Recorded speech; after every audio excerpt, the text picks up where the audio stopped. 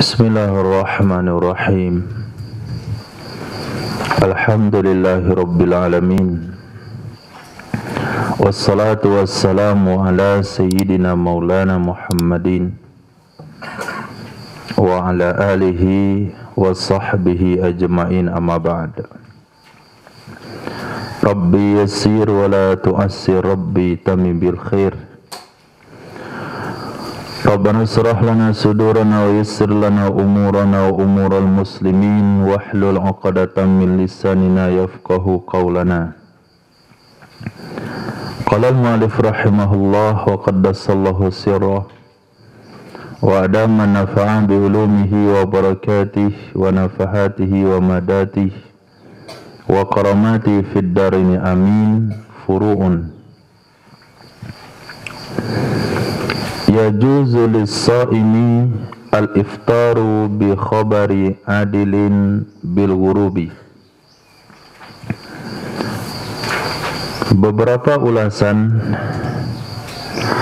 Boleh bagi orang yang berpuasa berbuka dengan berita dari satu orang adil dengan tenggelamnya matahari. Wa kadza, begitu juga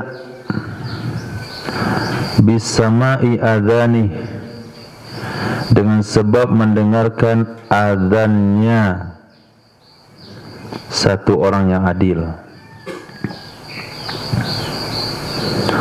Ada dua perkara yang boleh kita berpegang untuk berbuka puasa. Pertama, berita dari orang adil. Seseorang mengatakan waktu buka sudah tiba. Apakah pembawa acara di TV misalnya itu termasuk berita dari orang adil? Ataukah penyiar radio termasuk berita orang yang adil untuk wilayah Kota Padang dan sekitarnya? Telah tiba waktu berbuka. Allahumma laka sumtu. Boleh enggak berdasarkan informasi daripada penyiar radio? Boleh? Boleh? Boleh kalau adil. Kalau nggak adil nggak boleh.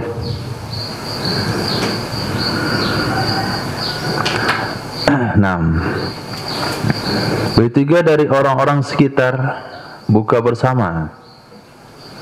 Lalu satu orang mengatakan sudah tiba waktu buka, ayo buka. Nah, ketika mengatakan sudah tiba waktu berbuka, ayo berbuka, orangnya adil, boleh kita ikuti. Tapi kalau orangnya nggak adil nggak boleh.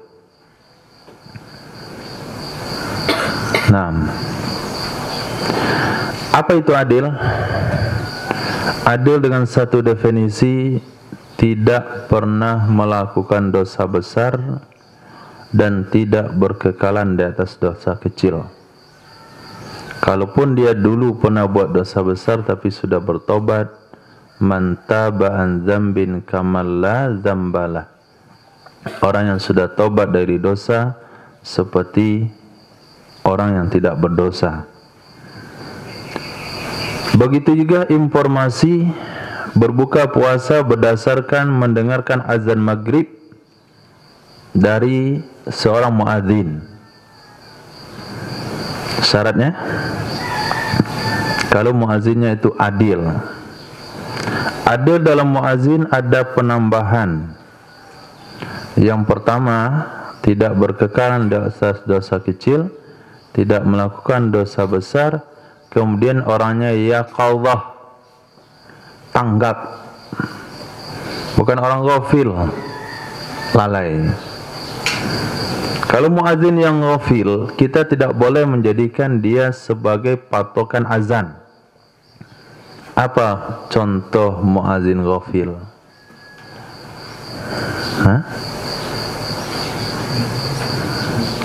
azan sebelum waktunya, itu muazin ghafil. Azan setelah berlalu beberapa waktu, itu muazin yang ghafil. Itu nggak bisa jadi standar.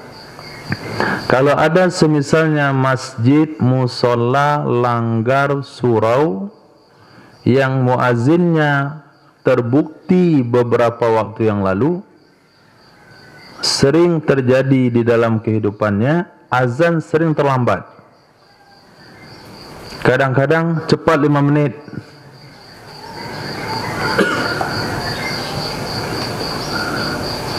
Bismillahirrahmanirrahim. Innallaha wa malaikatahu yusholluna 'alan nabi. Azannya mantap, tapi enggak lihat jam. Itu namanya ghafil. Udah setengah hayalah sholat baru masuk waktu. Kalau dia yang menjadi muazin di satu surau, kita enggak boleh berbuka berdasarkan azan dia. Dan azan Darul Hijrah juga tidak bisa menjadikan standar untuk buka puasa, apalagi untuk sahur. Ini lebih menyusahkan, lebih merusak puasa orang lain. Makan aja dulu, pondok belum azan, makanlah orang itu. Padahal kadang-kadang azannya 5 menit setelah waktu. Berarti orang itu sahur, makan ketika fajar sudah terbit. Maka azan yang seperti itu tidak boleh. Maka perlu dengan azannya orang yang adil. Untuk muazin perlu azan muazin yang mempunyai komitmen dengan waktu. Titik. Wa yahrumu lisaki al-aklu akhiran nahari hatta yajtahida wa yazunna inqida'ah.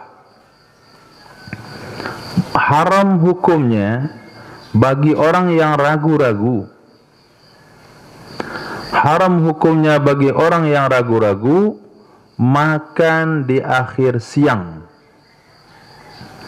Makan di akhir siang sehingga dia berijtihad dan menduga berlalunya siang.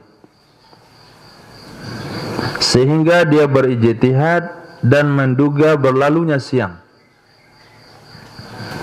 Hal ini sering terjadi ketika berbuka puasa.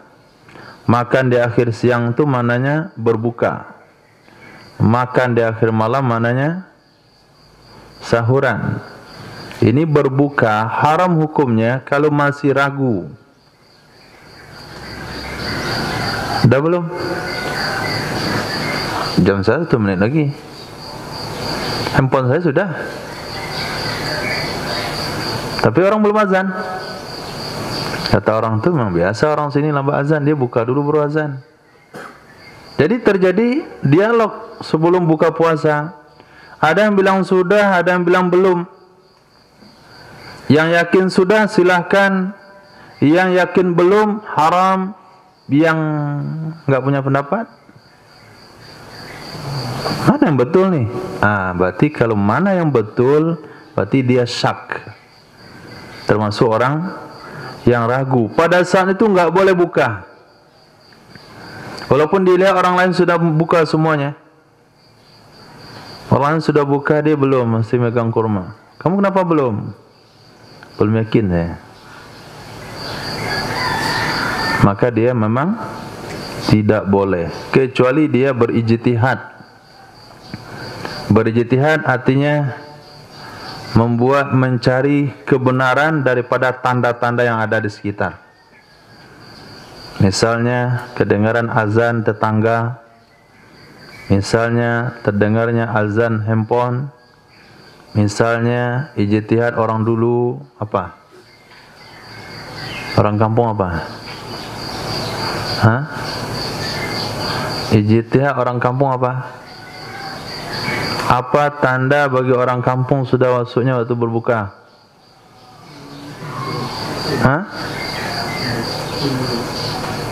Bunyi apa? Nanti orang kota bunyi sarine. Kampung ada sarine.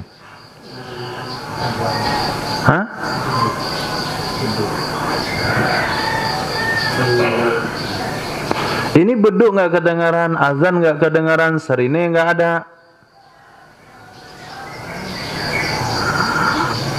Dan tinggal di kampung. Atau antum generasi bukan generasi orang kampung. Kampung antum udah kayak kota zaman sekarang. Nggak ada lagi kampung. Pelosok di daerah situ. Ngomong anak-anak SD dah kayak orang kota. Mana loh? Berarti nggak ada lagi kampung hari ini.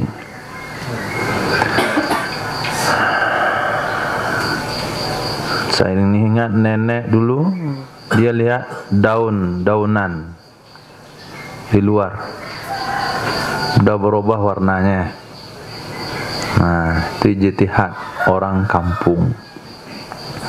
Nah, berdasarkan ijtihad tersebut, kemudian dia punya dugaan malam sudah tiba, siang telah berlalu, pada saat itu dia boleh berbuka. Tidak dianjurkan, tapi sudah boleh. Anjurannya mana? Wa ma'adzalik, berserta demikian al-ahwal, berhati-hati. Beserta demikian boleh, tapi tetap dianjurkan al-ahwal, berhati-hati. Apa itu berhati-hati? As-sabru lil yakini, sabar sampai yakin. Nah, itu sikap yang harus dilakukan, berhati-hati. Kalau ada ulama bilang mengatakan sah, sebagian ulama mengatakan tidak sah, maka kita anggap tidak sah, sehingga kita buat satu ibadah yang disepakati oleh ulama hukumnya sah. Berwuduk tanpa menggosok-gosok anggota tubuh menurut Imam Syafi'i sah, menurut Imam Malik tidak sah. Maka kita gosok-gosok anggota tubuh kita ketika berwuduk supaya sah menurut dua imam tersebut. Itu yang dimaksud dengan ihtiyat. Membayar zakat fitrah dengan nilainya tidak sah menurut tiga imam, sah menurut Imam Hanafi. Kita pakai beras saja supaya sah menurut tiga imam. Dan lebih ihtiyat lagi adalah dibayar pakai beras tapi ukurannya 4 liter, 4 kilo, supaya semua imam mengatakan sah. 4 kilo satu orang. Karena ketika dibayar pakai makanan pokok, itu sepakat 4 imam mengatakan sah. Imam Hanafi juga mengatakan sah, tapi boleh pakai nilainya. Berarti dengan membayar pakai beras, sudah kita dapatkan kesepakatan 4 mazhab dalam amal kita. Tapi dengan membayar 3 kilogram, itu baru dikatakan sah oleh 3 imam. Imam Hanafi mengatakan belum cukup. Supaya sepakat juga dalam segi jumlah, kita bayar 4 kilo satu orang dengan beras. Sepakat 4 mazhab mengatakan sah. Itu yang disebut dengan ihtiyat. Maka Nabi bersabda, al-ihtiyatu minat tuqah. Berhati-hati itu sebahagian daripada ketakwaan. Nah, begitu juga di sini. Walaupun sudah boleh berbuka ketika kita berijtihad dan timbul dugaan akhir siang sudah tiba atau siang sudah berakhir dengan tenggelamnya matahari, maka pada saat itu tetap kita menunggu sampai yakin. Bersabar sebentar sampai yakin masuknya waktu maghrib. Akhirnya 2 menit setelahnya azan berkumandang di seluruh penjuru. Tapi dia masih ragu. Apakah dia sunnah bersabar? Azan telah berkumandang di seluruh penjuru, musola, masjid, langgar. Dia masih ragu. Apakah dia sunnah bersabar? Sunnah nggak bersabar? Bahkan ada musola sudah iqomah, dia masih ragu.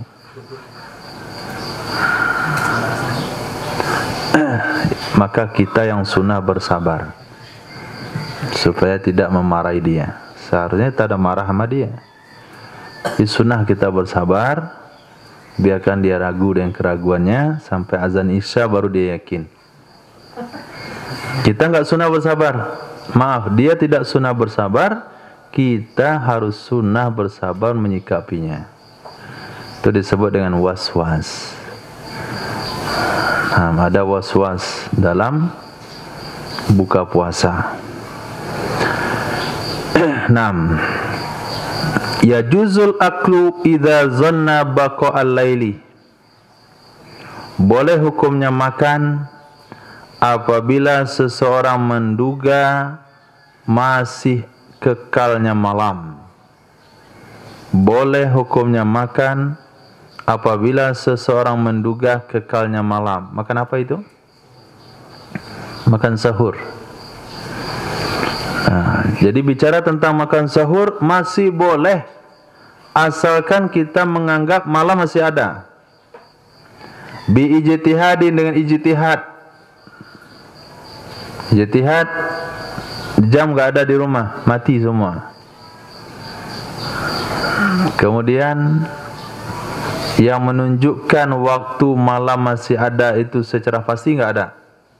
TV-nya nggak ada, radionya nggak ada, jamnya mati, atau dia berada di satu tempat yang dia tidak bisa melihat penunjuk waktu. Maka dia lihatlah ke langit, kayak masih malam nih, bintang masih ada. Maka pada saat itu dia boleh makan sahur. Atau berdasarkan ikhbar, informasi daripada kawannya, informasi dari orang yang adil. Wa kadza law syakka. Begitu juga kalau seorang masih ragu-ragu. Begitu juga jikalau seseorang ragu-ragu tentang masih adanya malam. Dia ragu-ragu tentang masih adanya malam. Maka pada saat itu dia masih boleh makan sahur. Apa perbedaannya? Ketika ragu-ragu tentang akhir malam, akhir siang, enggak boleh hukumnya berbuka, haram. Tapi ragu-ragu tentang al-malam masih ada atau sudah habis, masih boleh makan sahur. Apa bedanya? Kenapa dibedakan?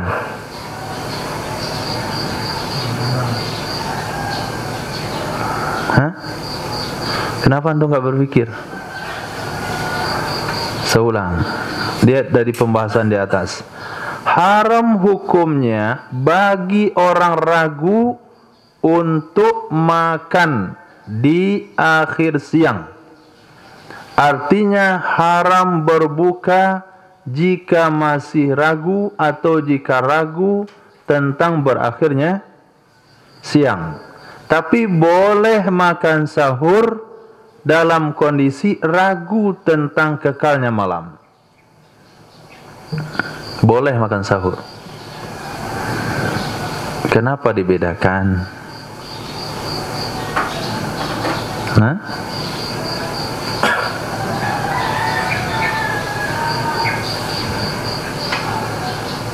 Rifki pikir. Apa buktinya antum berpikir?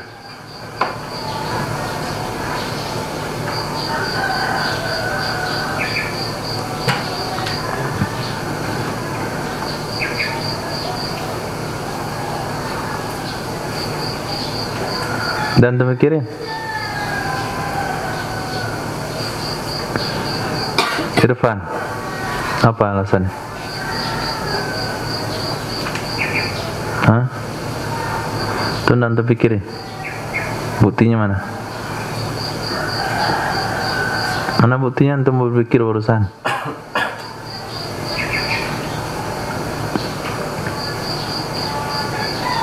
Apri.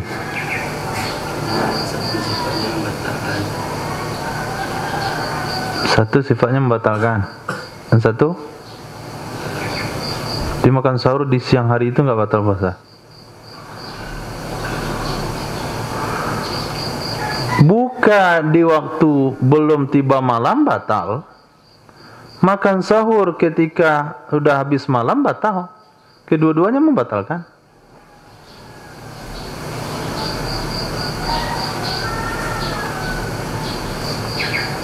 Abu.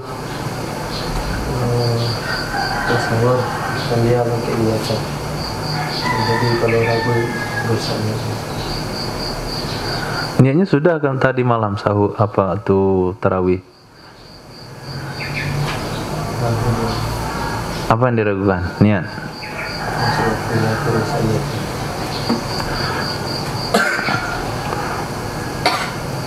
Kalau dia sudah niat waktu tarawih nggak ada rusak niat lagi. Niatnya sudah aman. Ini soal makan. Tapi kalau dia ragu niat nggak niat, maka dia mesti niat. Ini bukan soal niat, nih soal makan. Kenapa dia masih boleh makan ketika dia ragu tentang masih ada malam atau tidak? Yusuf. Nah, masanya kalau dia ragu malam, kita kejar masanya malam. Kalau dia ragu berbuka, masanya masih siang. Li'annal asla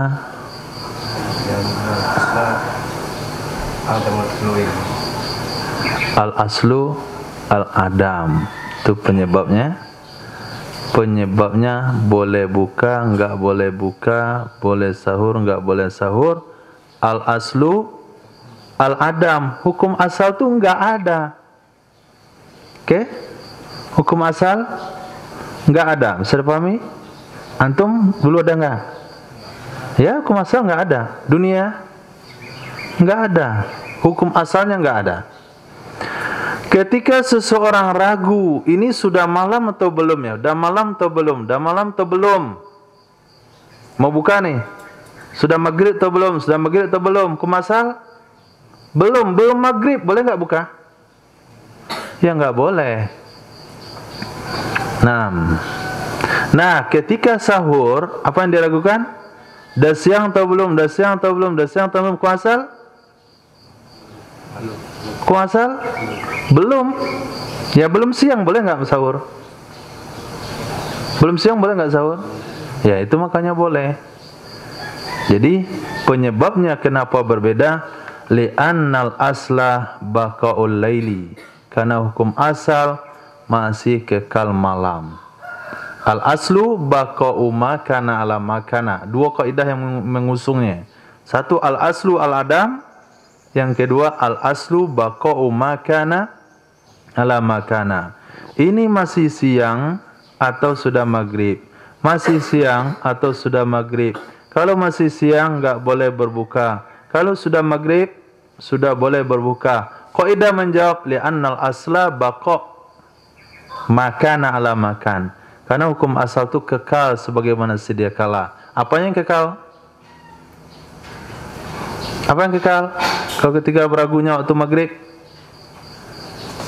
siang yang kekal. Kalau siangnya kekal, haram berbuka.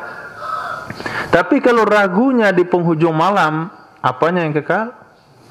Hukum asal kekal malam. Kalau malam masih kekal, ya boleh makan sahur. Itu disebut dengan kaidah fikih. Jadi menyelesaikan pembahasan fikih dengan kaidahnya. Lakin yukrahu, akan tetapi dimakruhkan. Akan tetapi dimakruhkan makan sahur ketika ragu-ragu tentang malam. Mendingan enggak makan. Atau cari kepastian dulu. Cari kepastian. Dan tidak disunahkan bersabar. Tidak disunahkan bersabar. Kenapa nggak sunahkan bersabar? Hah? Tadi disunahkan bersabar, baru berbuka. Sekarang nggak sunah bersabar. Kenapa Ismail?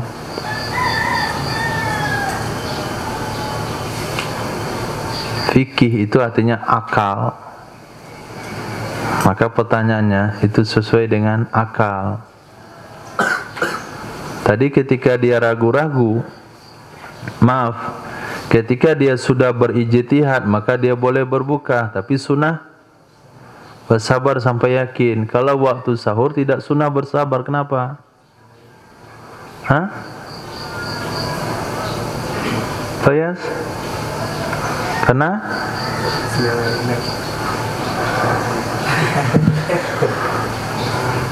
Karena kalau dia bersabar justru semakin rumit, Mas. Bukan semakin yakin. Sabar dululah nanti buka sahurnya ya. Sunnah bersabar sampai yakin. Sunnah sampai yakin apa? Sampai yakin siang. Nah, maka enggak disebut oleh ulama disunahkan bersabar. Artinya enggak makan sahur. Itu yang disunahkan. Lakin yukrahu, akan tetapi makruh hukumnya makan sahur.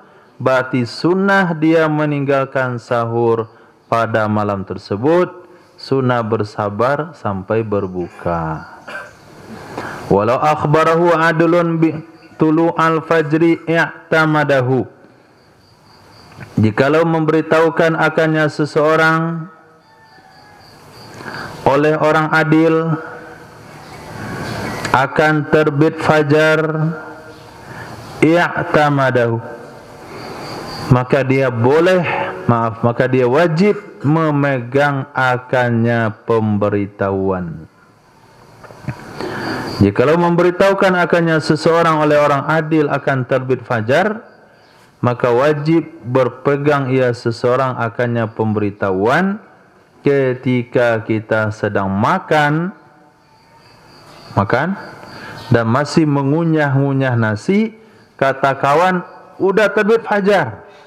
Tuan langsung muntahkan, keluarkan, cuci mulut, enggak boleh minum. Nah, itu juga yang terjadi kalau ketika kita makan sahur terdengar azan di salah satu masjid atau musola. Maka pada waktu itu tidak boleh menelan yang ada di mulut. Wajib dicuci, kumur-kumur, dan tidak boleh minum. Itulah puasa yang paling mujahadah dalam satu bulan itu. Sudah makan enggak minum, hanya kumur-kumur saja. Pernah antum buat? Belum pernah? Coba sekali. Selesai sahur enggak minum, dah azan baru mau minum enggak jadi. Itu hukumnya wajib. Begitu juga jika yang memberitahu itu adalah fasikun zanna sidqahu, orang fasik yang dia menganggap jujurnya orang fasik. Begitu juga wajib dipegang oleh orang tersebut kalau yang memberitakan adalah orang fasik yang dia menganggap orang fasik itu jujur. Titik. Walau akala bijtihadin awalan wa akhiran fabana annahu akala naharan batala saumuhu. Jikalau makan ia seseorang dengan ijtihad awalan pada awal siang,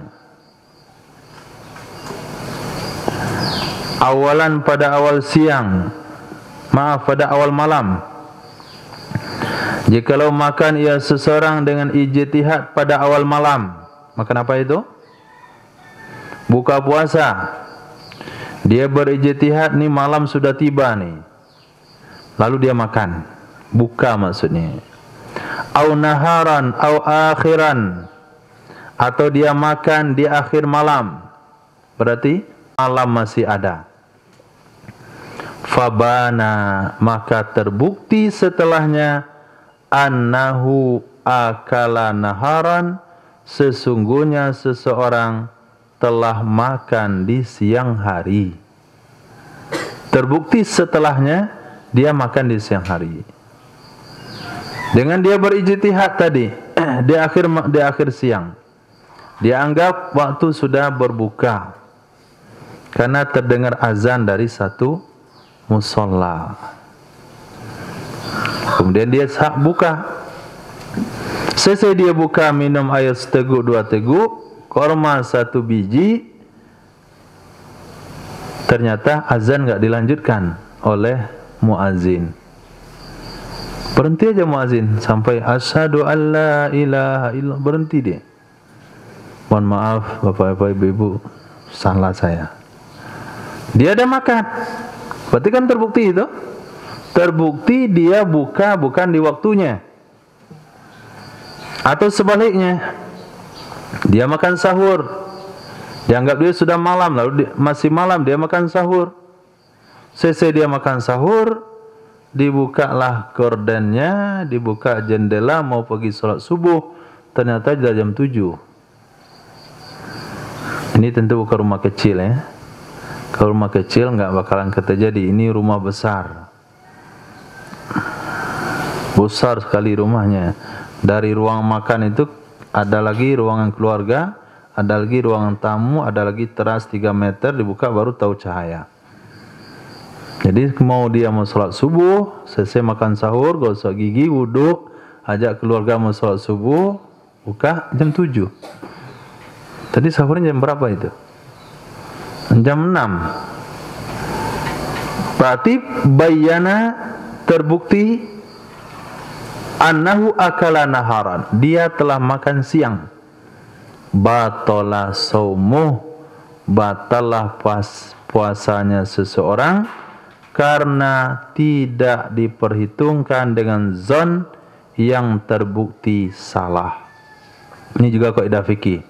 La ibrata bizanni al-bayyini khata'uhu.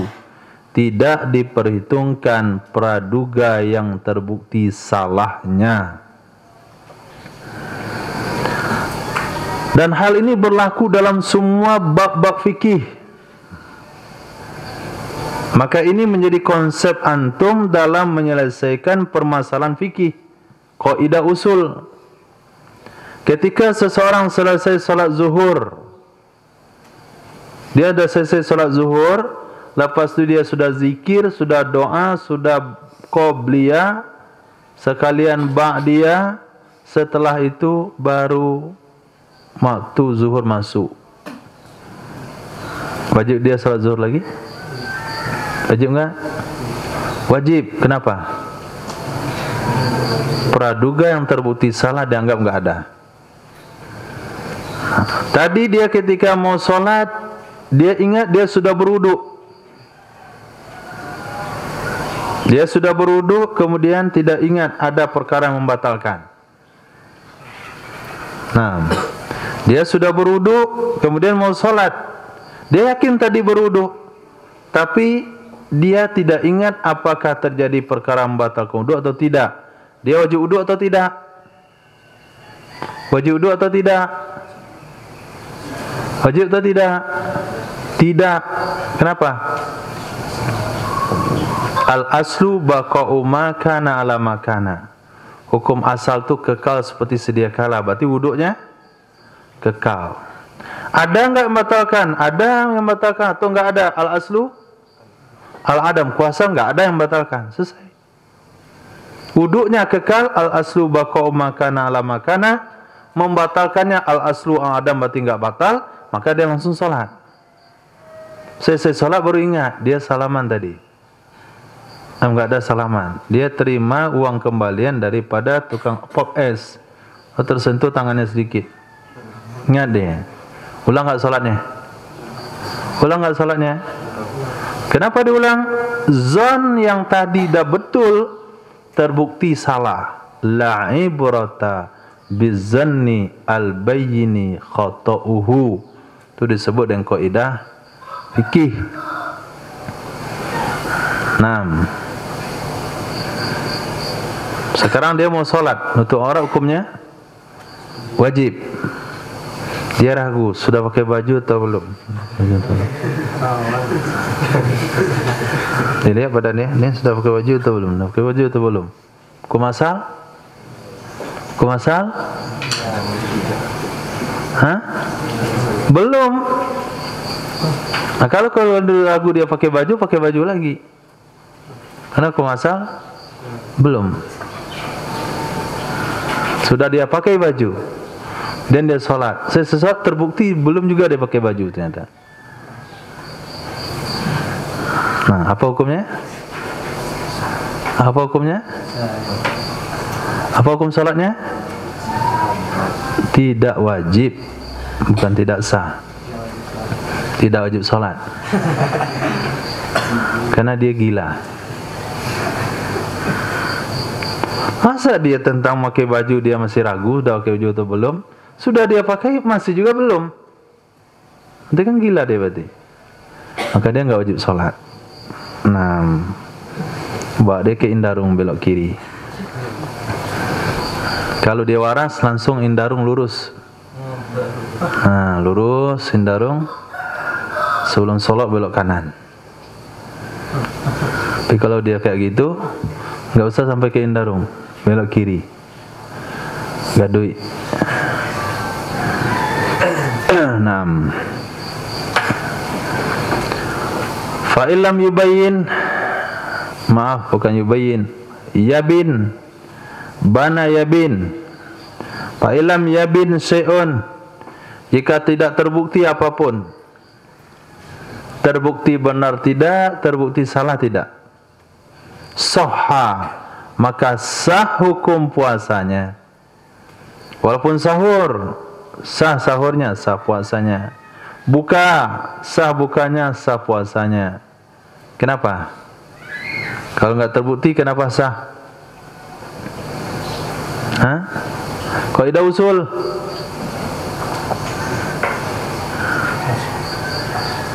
Ihsan, antum pernah megang kitab usul?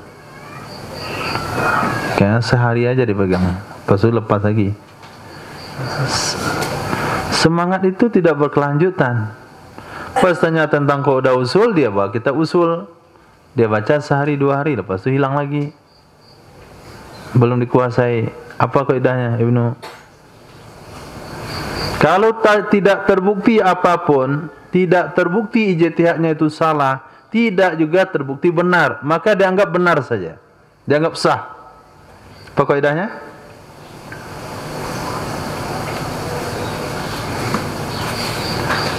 Dan ini kenapa sampai ulama mengatakan sah? Apa kaidah usulnya? Tuh anda belajar kaidah fikih?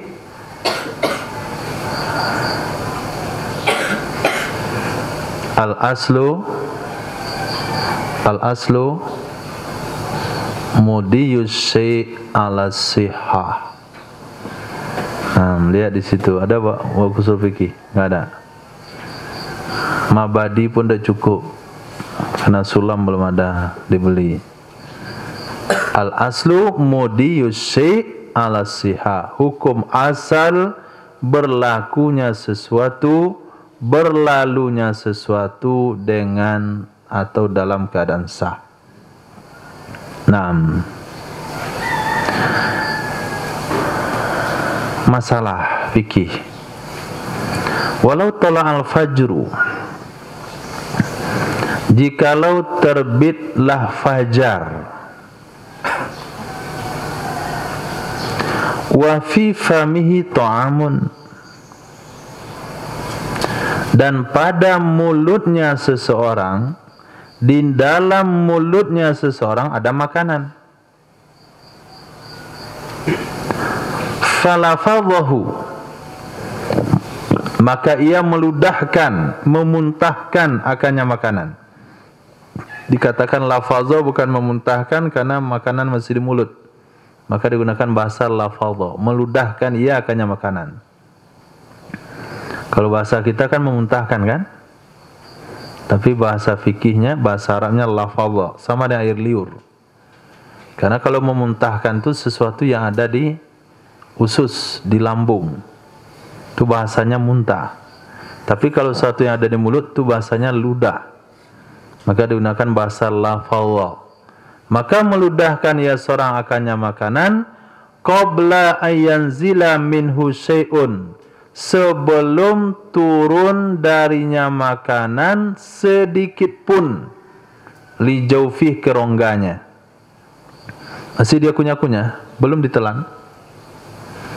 Apalagi dia orang olahraga, orang kesehatan, mengunyah itu dianjurkan 33 kali. Orang kesehatan 33 kali. Kita coba sama nasi, gak sempat nelan, coba antar 33 kali. Pada kali 34 nasi pun dah hilang. Nah itu makan sehat itu. Nah, kalau Ihsan gak bisa ngunyah deh. Orang ngunyah itu pakai 2 rahang, atas bawah. Ihsan bawah saja.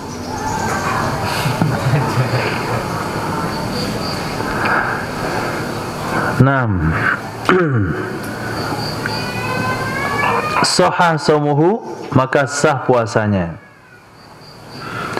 Wa kaza, begitu juga laukana mujami'an, jikalau ada ia seseorang itu sedang jima.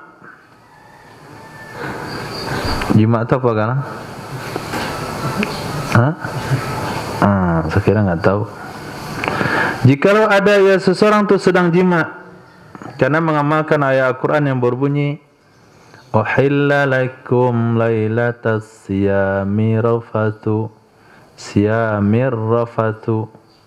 ila nisaikum. Ini ayat kalau nggak diamalkan mubazir. Mana bentuk ketaatan saya sama Allah? Nah, diamalkan ayat itu.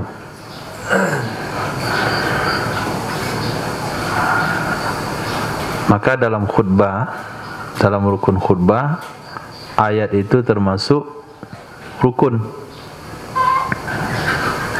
Ayat termasuk rukun, satu ayat. Menurut ulama bukan satu ayatnya, tapi ayatan mufhimah, ayat yang memberikan paham. Satu ayat enggak beri paham enggak sah. Qala Allah tabaraka wa taala bismillahirrahmanirrahim Yasin, itu enggak sah khutbahnya.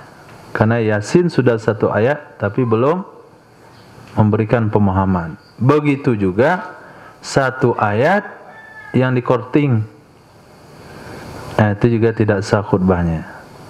Walillahi 'alan nasi hijjul man istata'a ilaihi sabila. Itu enggak sah khutbah. Nanti wajib ulang salat zuhur. Yang enggak tahu berarti tidur waktu khutbah.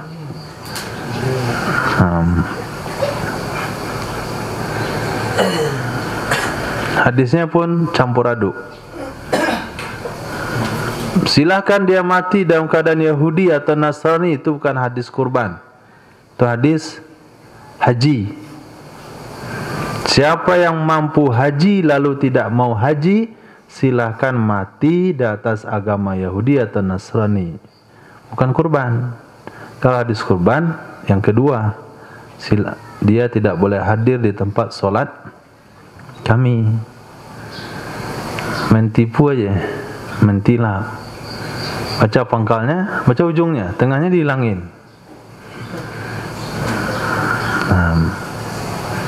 Man kana lahu sa'a fil jannah.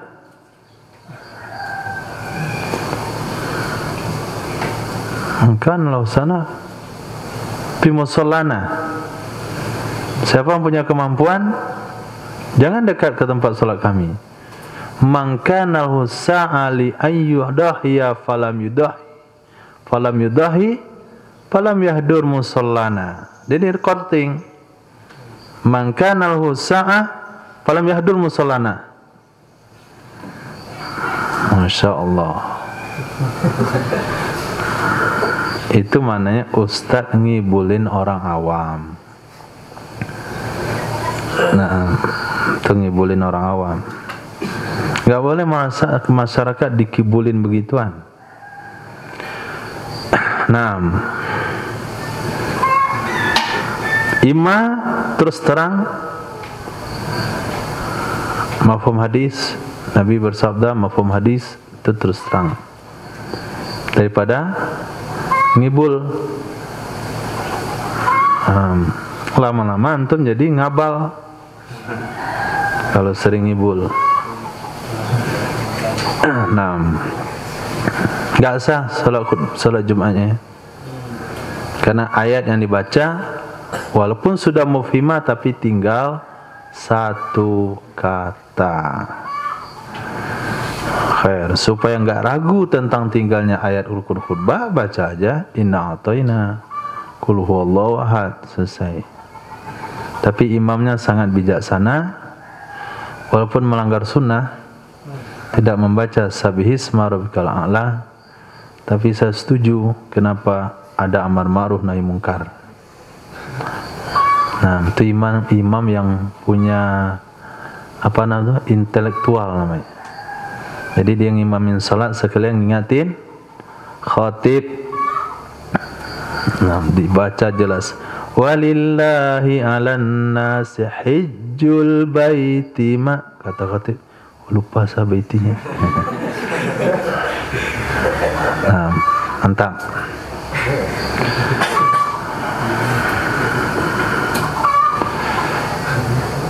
Walau wa kaza law kana mujami'an. Cerita apa Batur? Tahu nggak antum cerita apa barusan? Nggak tahu ya? Antum cuma di mana? Oh iya.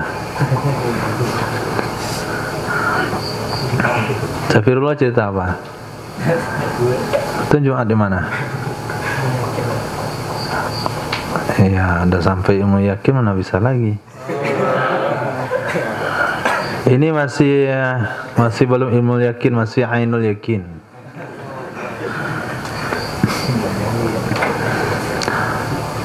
Wa kaza law kana mujami'an, begitu juga jikalau ada ia seseorang tu sedang jima. Indah ibtida'i tulu'il fajri, ketika bermulanya terbit fajar. Dia sedang jima, ketika dijima dikira masih malam. Allahu akbar, Allahu akbar, astaghfirullah, fanaza'a fil hal. Nah, maka dia cabut saat itu juga. Akbar tulu'ihi, setelah terbitnya fajar. Fala yuftir, maka tidak batal ia puasa. Enggak batal sah puasanya. Wa in anzala, walaupun dia sudah inzal. Walaupun dia sudah inzal. Kenapa? Li'anna naz'a tarkun lil jima'. Karena tindakan mencabut tersebut itu sudah meninggalkan bagi jima'. Berarti dia sudah meninggalkan jima'. Fa illam yanza', maka jika dia tidak cabut halan waktu itu juga, dia teringat fatwa Wahabi, orang yang sedang makan ketika azan boleh makan sampai azan selesai. Dia kiaskan juga orang yang sedang jima ketika azan boleh selesaikan jima sampai selesai azan. Selesailah azan musalla itu, tapi kata dia azan di masjid juga belum selesai. Itu fatwa yang menyesatkan itu. Lam yan'akidis saumu, maka tidak terakad puasanya. Tidak terakad puasanya, bukan batal. Kenapa batal? Karena batal itu pernah sah. Pernah sah kemudian baru batal. Ini dari awal enggak sah, itu bahasa fikihnya lam yan'akid. Mati dari awalnya memang tidak sah. Wa alaihil qada, dan dia wajib qada puasa. Wal kafaratu, dan wajib juga bayar kafarat. memerdekakan budak. Pada hari ini tidak ada budak, yang ada adalah puasa 2 bulan berturut-turut. Itu hukumannya, puasa 2 bulan berturut-turut, gak boleh batal 1 hari pun. Di sini tidak disebutkan oleh ulama. Ada kewajiban yang ketiga, yaitu wajib menahan diri pada siang itu. Walaupun terjadi hal seperti itu, dia wajib mandi, kemudian sholat subuh. Dari pagi sampai waktu maghrib dia tidak boleh makan minum. Dia tidak boleh melakukan perkara yang membatalkan puasa. Kalaulah dia sarapan lagi selepas itu, dapat dosa lagi dia, dosa sarapan. Kenapa? Karena ketika seseorang membatalkan puasa di siang hari Ramadan, setelah dia batal puasa, dia dituntut untuk menahan lagi sampai tenggelamnya matahari, li hurmati yaumir Ramadan, karena kehormatan hari Ramadan. Maka kalau sekiranya orang di siang hari Ramadan, 1 batal puasa sekali dan tidur, 1 batal puasa sekali, kemudian yang 1 orang lagi 2 kali batalkan puasa, yang 1 orang lagi 3 kali batalkan puasa, ini dosanya nggak sama nih. Dosanya beda. Dosa batal puasa sama, tapi dosa dia makan di siang hari Ramadan, ini kena dosa sekali, ini kena dosa 2 kali, ini kena 3 kali. Nah, kecuali memang orang yang tidak wajib puasa. Yang tidak wajib puasa justru wajib makan. Kalau dia tidak makan karena lupa, nggak ada masalah. Dia nggak makan karena nggak selera, nggak ada masalah. Tapi kalau dia nggak makan dengan niat puasa, hukumnya haram. Titik. Wa yubahu fitrun fi saumi wajibin. Dibolehkan berbuka. Dibolehkan berbuka pada puasa wajib bimaradin, dengan sebab sakit. Nah, santri sampai situ aja pengalamannya baru.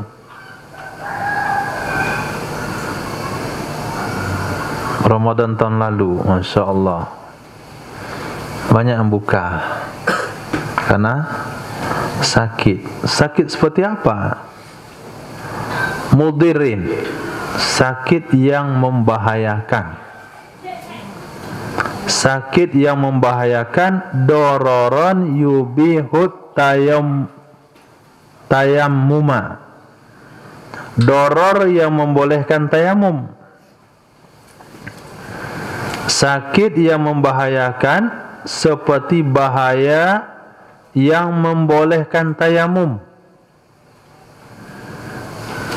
Seseorang enggak boleh pakai air. Kalau dia wuduk pakai air, maka akan terjadi doror. Doror yang seperti itulah yang seseorang boleh berbuka di siang hari Ramadan. Contohnya, ka'an khasya minas saumi but'a bur'in. But'a bur'in, seperti bahwa khawatir ia seseorang dari karena puasa akan lambat sembuh. Ini hukum fikih. Jangan tumpandang dengan hukum hakikat. Masa ya puasa bikin lambat sembuh? Takdir. Puasa nggak puasa, kata Allah sembuh ya sembuh, kalau nggak sembuh nggak sembuh. Itu bahasa hakikat. Ini bahasa fikih, jangan dicampur aduk. Seperti bahwa khawatir ia seseorang dari karena puasa lambat sembuh. Kata dokter, kalau kamu puasa sembuhnya lambat, maka pada saat itu boleh dia berbuka. Kalau kamu puasa, kamu bisa mati, maka pada saat itu dia boleh bahasa fikihnya apa? Boleh, tidak wajib. Seperti yang terjadi pada ulama salaf, ketika dia pergi ke dokter mata, lalu dikata dokter, kamu biar cepat sembuh, maka sujud di atas papan. Artinya nggak boleh sujud langsung ke tanah, sujud atas papan saja. Isyarat sujudnya. Apa kata dia? Apa kata dia? Saya tidak peduli dengan kesembuhan saya tidak peduli dengan mata saya, kalau sampai menghalang saya sujud di hadapan Allah. Itu bahasa tasawuf, itu bahasa keyakinan. Kalau orang menggunakan bahasa keyakinan, maka jangan dikatakan haram. Kata dokter, kamu kalau puasa bisa mati. Maka orang itu bahasa fikih boleh berbuka. Tapi kalau dia punya keyakinan yang berbeda, justru itu yang saya cari, mati dalam keadaan puasa, mati di bulan Ramadan. Boleh dilarang? Apakah boleh difatwakan haram puasa? Tidak. Itulah yang terjadi 2 tahun yang lalu. Seseorang melarang sholat Jumat takut tertular virus. Kalau dikatakan boleh tidak sholat Jumat takut tertular virus, boleh, nggak ada masalah. Tapi jangan sampai diharamkan dan dilarang. Karena di antara mereka ada yang datang mencari mati di dalam masjid sedang sholat Jumat. Nah, ini nggak ada masalah. Jadi yang masalahnya itu bukan masalah dia memberikan keringanan terhadap orang yang khawatir sedang sakit, tapi yang dilarang itu adalah yang tidak dibolehkan itu adalah melarang orang yang siap menerima konsekuensinya dengan tujuan pendekatan yang lebih sempurna. Maka fikih mengatakan boleh, tidak wajib. Jadi kalau dia ngeyel, pengen puasa juga nggak ada masalah. Sebagian mengatakan itu perkara yang bagus sekali. Itu disebut mujahadah. 6. Yang kedua, wa fi safarin qasrin. Boleh berbuka puasa dengan sebab safar qasar. Safar yang boleh qasar salat. Duna qasir. Tidak safar yang dekat. Duna qasirin. Tidak safar yang dekat. Ke Bukit Tinggi pulang 16 Ramadan, bukan pula puasanya, berhenti di Kiambang Raya. Berhenti kita makan siang sini dulu. Kenapa? Boleh buka puasa kalau kita safar. Safar berapa? Safar qas, saya lihat di kitab Safaru Qasrin. Qasrin kalau saya lihat di kitab kamus, artinya pendek. Qasara yaksuru qasran, pendek. Jadi boleh safar pendek. Pada safar yang pendek itu boleh buka. Tapi saya ragu juga, sarahnya tidak qasir. Apa itu? Qasar boleh, qasir enggak boleh. Qasir artinya isim tafdil, amsilah mubalaghah. Qasir sangat pendek baru enggak boleh. Rahim maha pengasih. Qasir sangat pendek. Jadi dari Indarung ke Pasaraya itu yang enggak boleh. Qasir. Ada yang terjemahan fikih begitu. Kalau dia melihat terjemahan pakai kamus. Kalau dia belajar tidak pakai talaki. Nah, saya dengar guru mengajar di kelas alim. Kan di sini ya. Nah, dia baca kitab Fathul Qarib. Di antara perkara hayat salat adalah tawajjuh. Nah, itu hayat salat. Maka kita perlu konsentrasi dalam salat.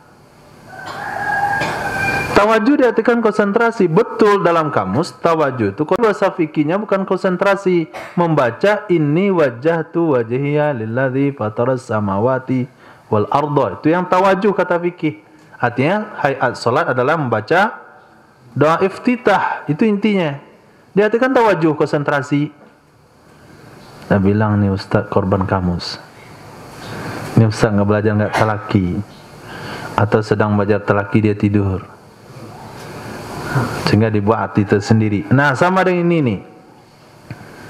Maka dia akan terjemahkan pendek. Boleh berbuka dalam keadaan safar yang dekat, tapi jangan terlalu dekat.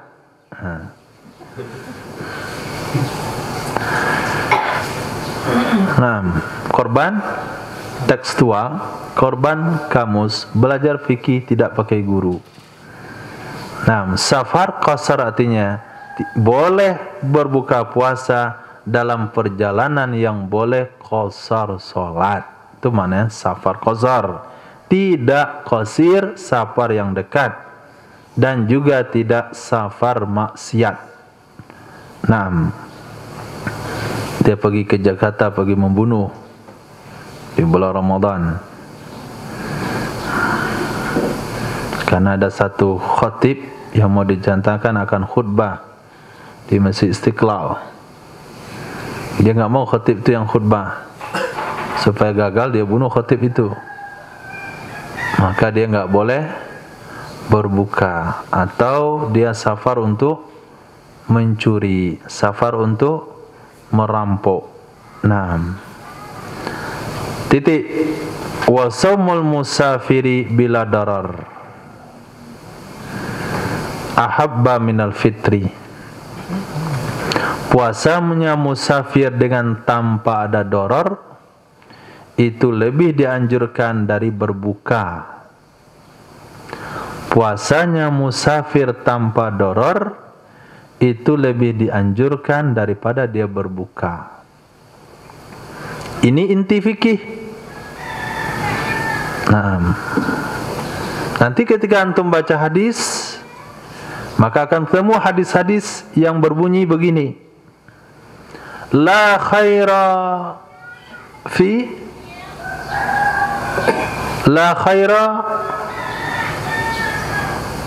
apa bunyi hadisnya? La khaira fi saumi fi safar.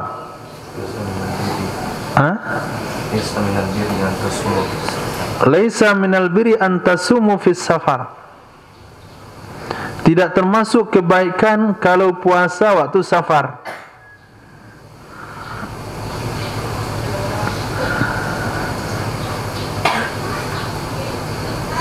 Naam, laisa minal birri an tasumu fi safar. Tidak termasuk kebaikan berpuasa waktu safar. Nah, hadis ini dibaca oleh suatu kelompok, terdapat ini hadis sahih. Sahih hadisnya. Riwayat Imam Bukhari dan Muslim. Maka bapak-bapak kaum muslimin, kalau ada orang yang melakukan safar di siang hari Ramadan lalu dia tidak berbuka, maka enggak ada nilai puasanya. Karena hadis Nabi SAW bersabda dan Sahih Bukhari dan Muslim, hadisnya sahih. Nah, laisa minal birri an tasumu fis safar. Tapi ketika kita belajar fikih, pemahaman ulama, kapan berpuasa itu tidak ada nilainya? Nah, ketika ada doror, baru nggak ada nilainya. Tapi ketika dia puasa, ketika safar, nggak ada dorornya. Dia safar pakai pesawat,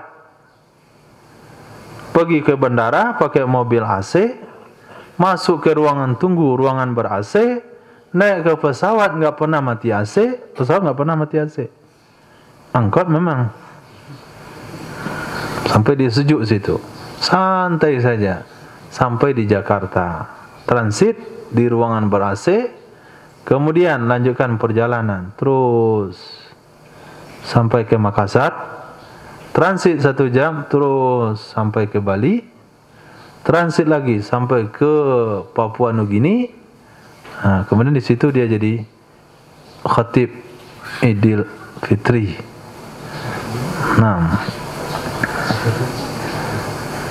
Nggak boleh buka, maksudnya nggak bagus berbuka, lebih baik puasa.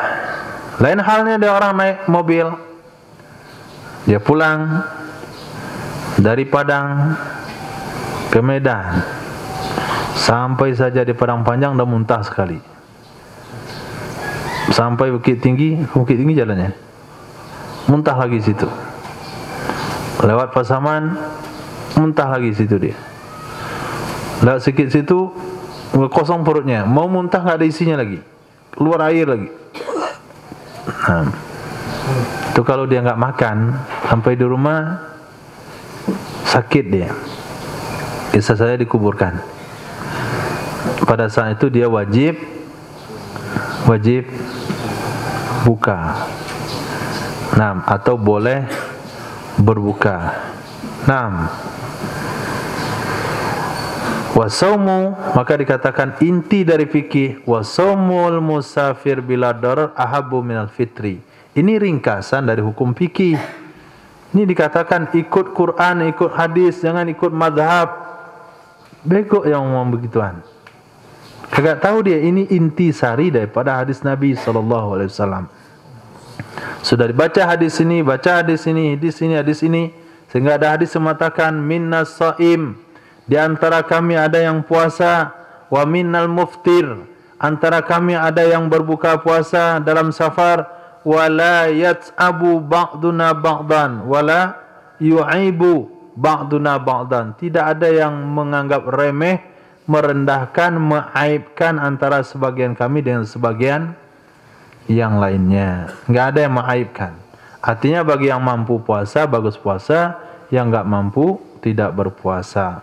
Lalu la laisal biru antasumu fis safar, ini asbabul wurudnya adalah bagi seorang laki-laki yang puasa dalam safar, ketika dalam sebuah perjalanan dia diturunkan dari kendaraannya, turun, kemudian digotong, dipayungin, barang-barangnya orang lagi yang bawa, dia nggak mampu, udah letih, kemudian dinaikkan lagi ke kendaraannya, dipayungin lagi dia. Nabi berkata, itu siapa itu? Ya Rasulullah, dia puasa. Nah, di sana Nabi riwayatkan laisal birru antasumu fis safar.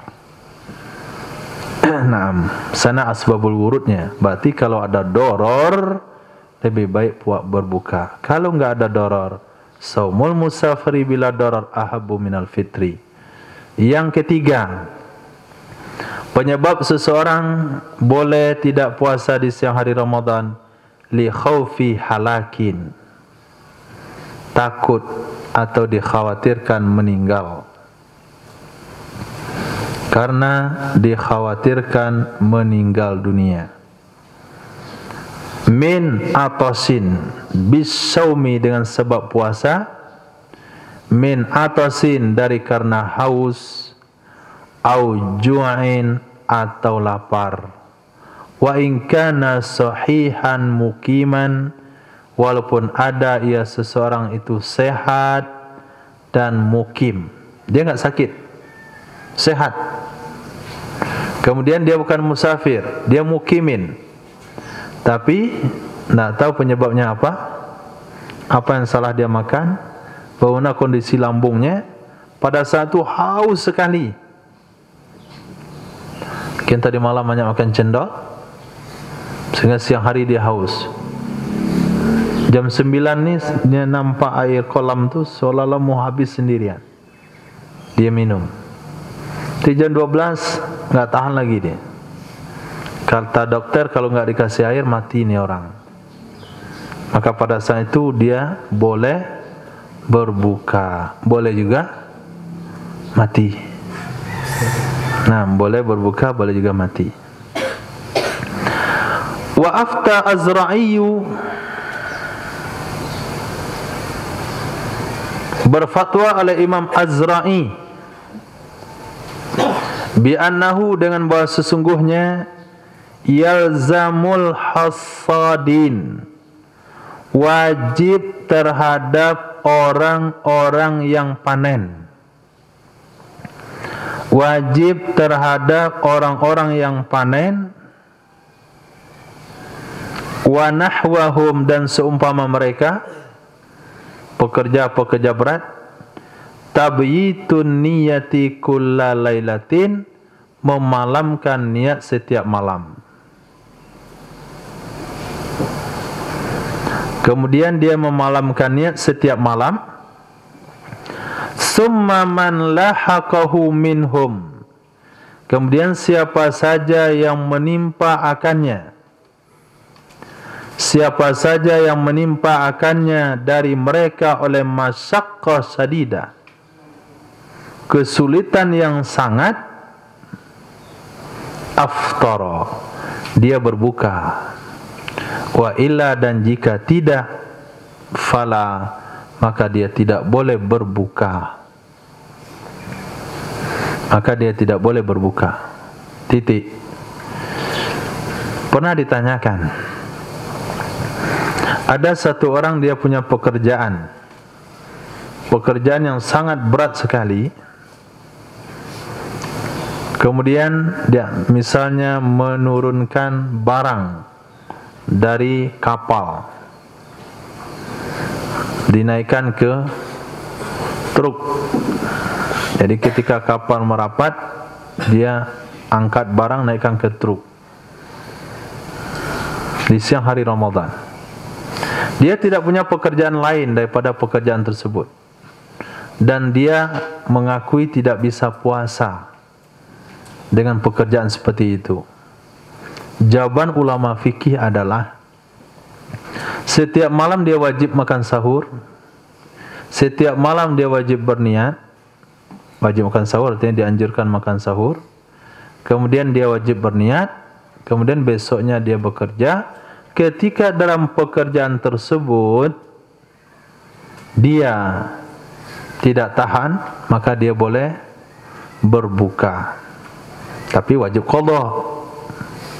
Pertanyaan ini yang sangat membingungkan adalah, itu pekerjaan dia setiap hari dan sepanjang tahun, nggak bakalan dia bisa mengqadha puasa. Kalau demikian adanya, maka tidak cocok dengan jawaban ini, tidak cocok dengan fatwa Imam Azra'i. Kenapa? Karena di sini ada bahasa hasadin, orang panen. Panen itu sepanjang tahun? Tidak. Dan ada bahasa hasadin, panen itu menunjukkan kepada perkara yang urgen, yang mesti dilakukan saat itu juga. Kalau tidak dilakukan, maka akan rusak barang yang dipanen. Oke. Berarti pekerjaan pelabuhan tadi itu bukan perkara yang mendesak. Artinya kalau belum dimuat pun akan ada orang muat, yang non muslim misalnya. Kemudian dia tidak boleh membatalkan puasa dengan alasan itulah satu-satunya pekerjaan dia, dan dia tidak mungkin tinggalkan. Pertanyaan, kalau dia sakit dia bekerja enggak? Tidak. Kalau dia dah tua nanti dia bekerja enggak? Tidak. Kenapa? Karena tua, karena sakit bisa dia cuti, bisa enggak bekerja. Kenapa di bulan Ramadan dia tidak bisa tinggalkan pekerjaan? Maka alasan itu adalah alasan yang tidak tepat. Tapi kalau contoh yang diberikan oleh Ma'azra'i di sini hasadin. Hasadin artinya tidak terjadi sepanjang hari, hanya waktu-waktu tertentu. Kemudian kalau tidak dipanen waktu itu, maka akan rusak hasil panennya. Harus waktu itu. Berarti waktunya waktu urgen dan terjadinya bukan sepanjang tahun. Dua syarat ini boleh dia berbuka, tapi wajib niat di malam hari. Tapi kalau pertanyaan yang pernah ditanyakan tentang orang yang bekerja hari-hari seperti itu, bolehkah dia buka puasa? Jawabannya tidak boleh, tapi dia wajib cuti di bulan Ramadan, cari pekerjaan yang lain. Di antaranya adalah menjual berbukaan puasa. Nah, itu pekerjaan yang cukup terbuka di hari Ramadan. Cukup insyaallah. Jadi ada 3 penyebab seseorang boleh nggak puasa: sakit, safar, dan khawatir meninggal dunia walaupun bukan sakit dan safar. Subhanallah wa bihamdihi, subhanaka wa bihamdika, asyhadu an la ilaha illa anta, astaghfiruka wa atubu ilaik. Subhanaka rabbil izzati amma yasifun, wassalamun ala mursalin, alhamdulillahirabbil alamin.